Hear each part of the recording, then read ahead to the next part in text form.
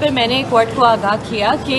एक तो अगर सबमरीन केबल्स कटे हुए थे तो स्पेसिफिकली व्हाट्सएप और दूसरे ऐप्स के फंक्शंस पर इम्पैक्ट नहीं होता, ओवरऑल इंटरनेट पे होता है। इधर बहुत सी ऐप्स हैं जिनके स्पेसिफिक फंक्शंस को इम्पीड किया जा रहा है जो फंक्शन नहीं कर पा रहे। और दूसरी बात कि ये जो सबमरीन केबल्स की बात करें ये खुद कॉन्ट्रडिक्ट करें पीटीए चेयरमैन के बयान को जो उन्होंने उस दिन दिया है चंद दिन पहले, जहाँ उन्होंने कहा है कि हम वेब मॉनिटरिंग सिस्टम को अपग्रेड कर रहे हैं। और यही सवाल हमने अदालत के सामने रखा कि अगर वेब मॉनिटरिंग सिस्टम को अपग्रेड कर रहे हैं तो कौन सा सॉफ्टवेयर या हार्डवेयर डिप्लॉय किया जा रहा है, उसकी कैपेबिलिटीज़ क्या है और उससे हमारी कौन सी राइट्स अफेक्ट हो रही हैं कि गवर्नमेंट ने कोई कंसल्टेशन भी नहीं की, कोई इन्फॉर्मेशन नहीं दे रहे। और अब ये समाअत होगी 3 सितंबर को और पीटीए और मिनिस्ट्री ऑफ इंफॉर्मेशन टेलीकम्युनिकेशन को टाइम दिया गया है कि वो एक कॉम्प्रिहेंसिव रिपोर्ट जमा कराएं।